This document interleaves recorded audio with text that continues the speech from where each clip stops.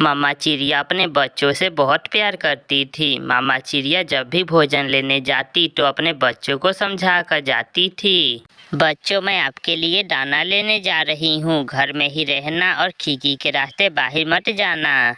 मम्मा, आप चिंता ना करें, मैं और गुड़िया घर में ही बैठकर खेल लेंगे।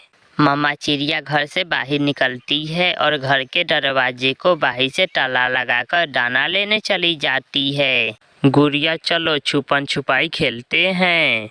फिर वो दोनों खेलने लगते हैं। छोटे पक्षी किडनैप करने वाला दुष्ट पक्षी कालू कौवा उड़ता हुआ चिड़िया के घर तक आ जाता है।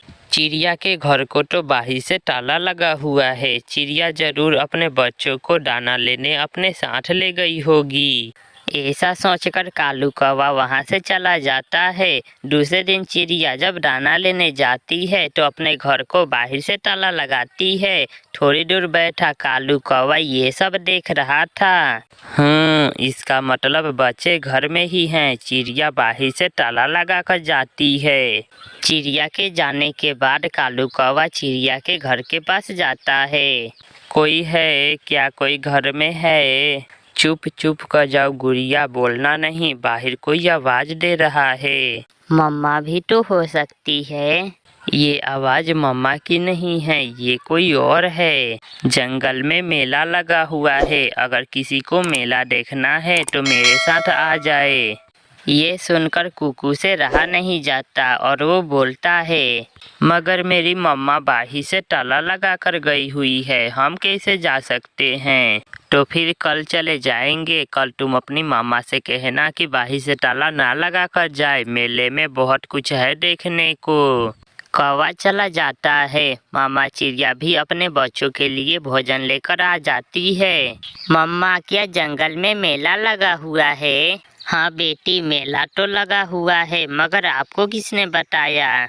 कुछ नहीं मम्मा, हम तो ऐसे ही पूछ रहे थे। बच्चे अपनी मम्मा से ऐसे झूठ बोलते हैं।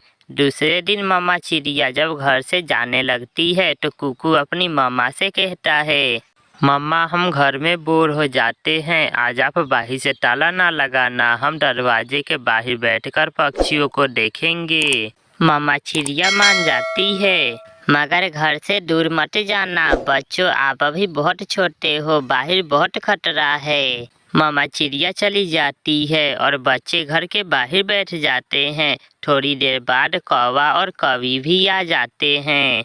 छोटे बच्चों, बहुत अच्छा किया जो आपने मेरी बात मान ली। अब चले, मैं तुम्हें बड़े वाले झूले में बैठाऊंगा और घोड़े की भी सैर कराऊंगा। कुकू भैया, अगर मामा को पता चल गया तो फिर क्या होगा? कोई नहीं बताएगा, तुम्हारी मम्मा को कोई नहीं बताएगा। हम यूं गए और यूं वापिस आए। ऐसे कौवा धोखे से बच्चों को साथ ले जाता है। लूसी बहन, अब मुझे जाना होगा, मेरे बच्चे घर में अकेले हैं। चिड़िया बहन, अभी तो दाना भी लेना है, थोड़ी देर और रुक जाओ।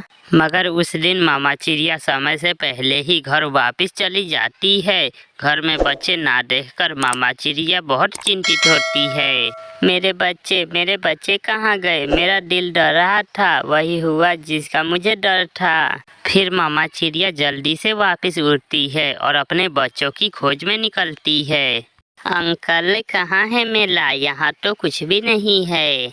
थोड़ा और आगे आ जा, वहाँ पहाड़ों के पास है मेला। कौवा बच्चों को और आगे ले जाता है। पहाड़ों के पास जाकर कौवा उल्लू से बात करता है।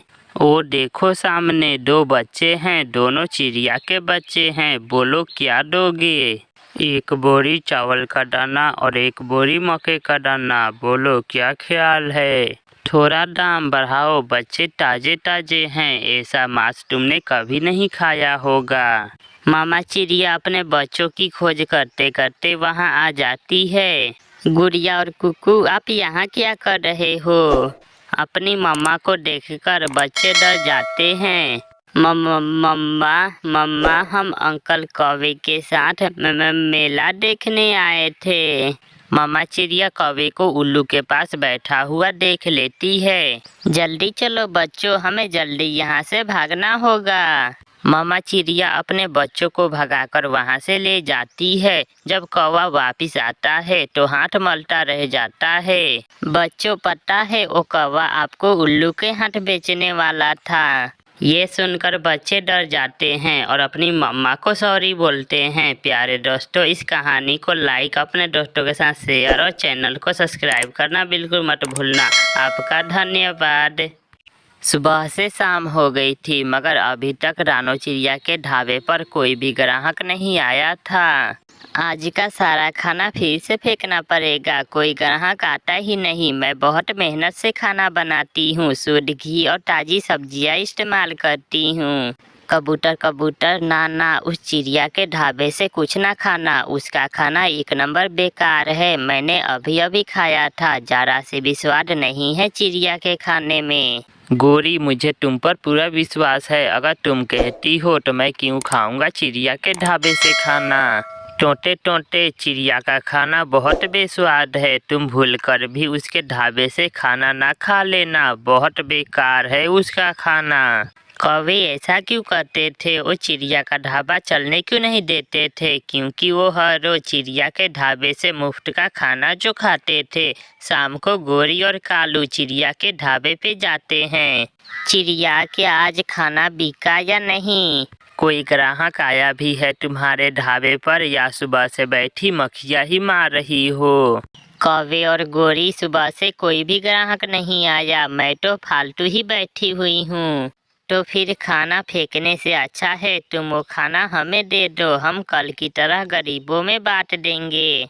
ले जाओ कौवे और गोरी, और ये बचा हुआ खाना जंगल के गरीब पक्षियों में बांट देना।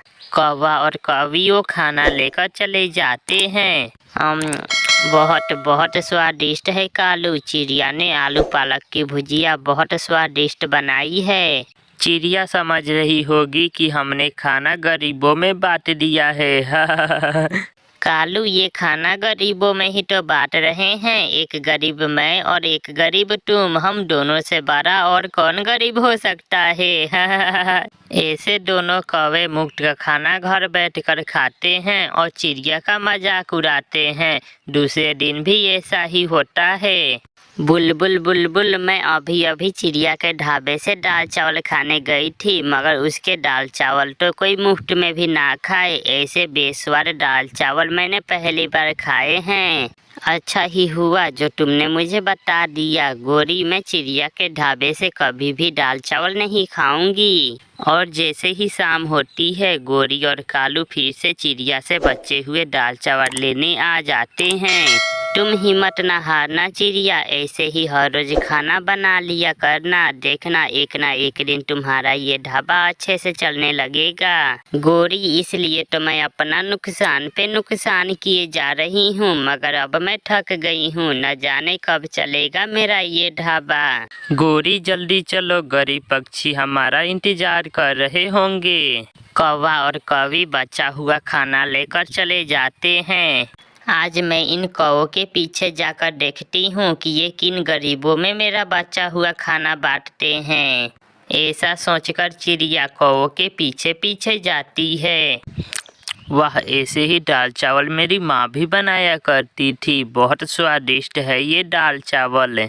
कालू जी, मैंने बुलबुल से कहा कि चिड़िया के दाल चावल खाकर मेरे पेट में दर्द शुरू हो गया। ओ बुलबुल बहुत डर गई थी। अच्छा ही है, अगर ऐसे ही चिड़िया का खाना बचता रहेगा तो हम गरीबों का पेट भी भरता रहेगा। चिड़िया खिड़की में बैठी सारी बातें सुन रही थी।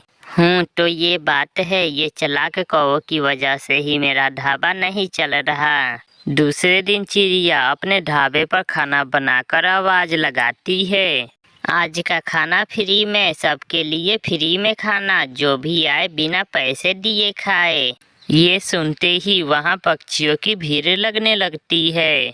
नाना लूसी, तुम चिड़िया का बेस्वाद खाना मत खाना। गोरी, फ्री में स्वाद कौन मांगता है, मैं फ्री में खाना जरूर खाऊंगी। वाह वाह, ऐसा खाना मैंने पहले कभी नहीं खाया। पति जी, सच में गोरी कभी झूठ बोल रही थी। ये खाना तो बहुत स्वादिष्ट है।